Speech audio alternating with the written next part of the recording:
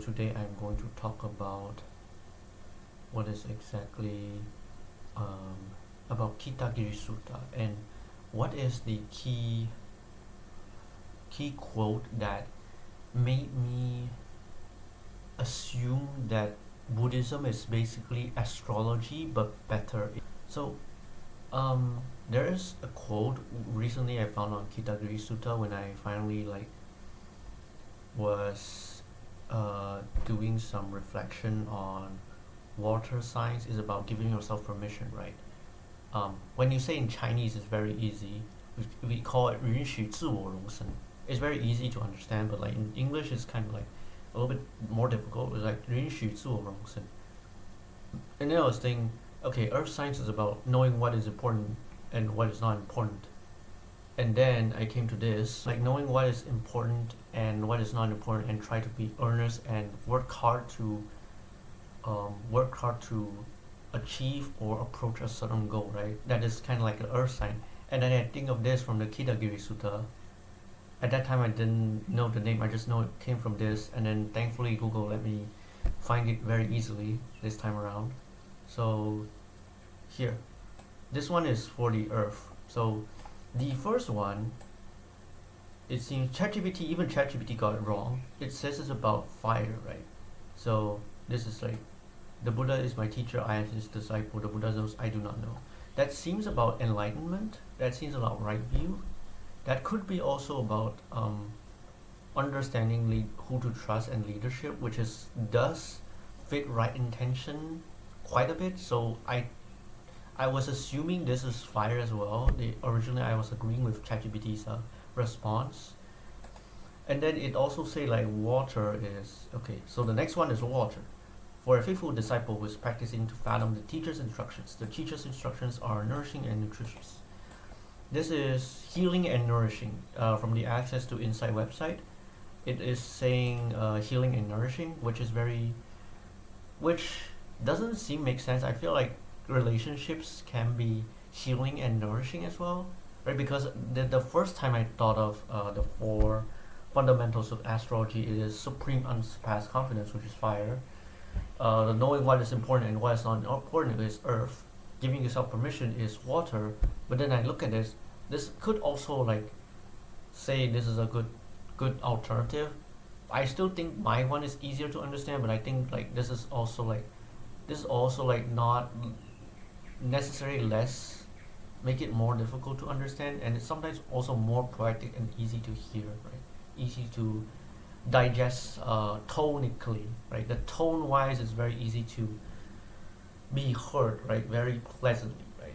Whereas the kind of giving yourself permission is kind of like sometimes the message wouldn't always deliver to people who want to hear it, who need to hear it, right? I think that's important. So healing and nourishing is through the water. This one is earth. And this seems like something like masochism, but that is exactly the concept I'm explaining, right? Is to knowing what is important, what is skillful, what is not important, what is unskillful when it comes to either living ethically or meditation.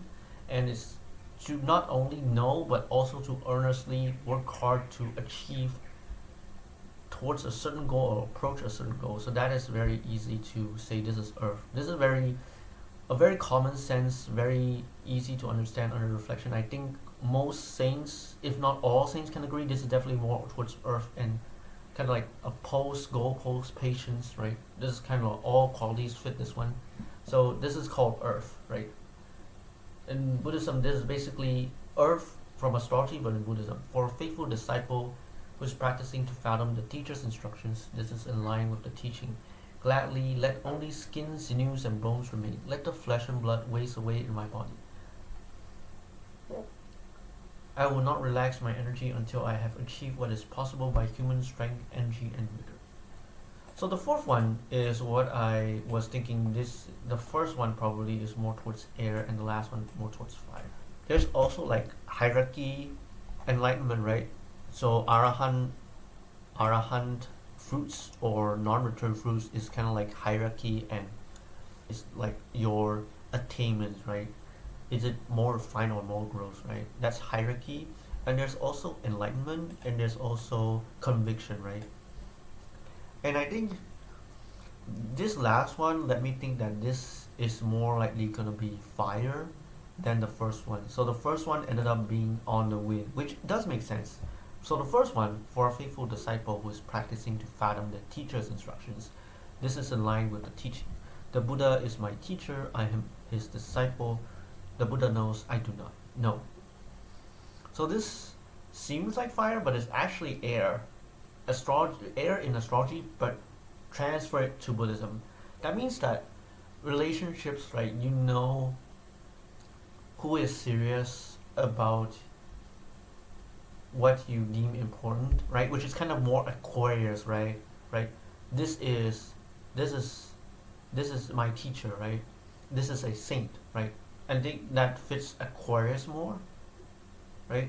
And this also helps you to train right mindfulness and then know how you should treat, when you should treat a person, a saint, especially like Lord Buddha himself, a fellow saint, a maybe also another fellow saint, like for example an arahant, someone who is your friend but is a stream enterer, and someone who is your romantic playmate, someone who is your romantic partner or playmate, but they are also stream enterers, which is still decent, and then romantic partners or playmates who are not stream enterers, right? And I think that is important, right? It's about being mindful of when and how, especially how you should treat them, right? You know, have some differentiation. That is kind of like what right mindfulness is trying to teach. Hopefully, that's how I assume, right? Mindfulness is trying to tell, you know, us learners about what we should do when it comes to like treating people who deserve our respect, right? Like the Buddha himself, the fellow saints, or your friends that are also fellow saints, but not necessarily that high degree of a saints. For example, like your romantic partners or playmates, they are also saints, but they are more stream enterers than arahants, and those who are like not even stream enterers. So that I think that's important. So this is more likely the air side of things, right? This is kind of like interaction though, so it does make sense. So the first one, in conclusion, the first one is air or wind. The second one is water. The second one is water. The third one is earth, and the final one, for the faithful disciple who is practicing to fathom the teacher's instructions, one of two results can be expected: enlightenment in this very life, or if there's something left over, non-return. So this last one is fire, but in Buddhism. That's why I say Buddhism is basically astrology but better. Would I say every way? I'm not sure. I do not know about this. But would I say at least core teaching is better than every way? Better in every way? Absolutely. So yeah, I hope you guys find this easy enough to understand. So thank you for listening to my video today. Have a good afternoon.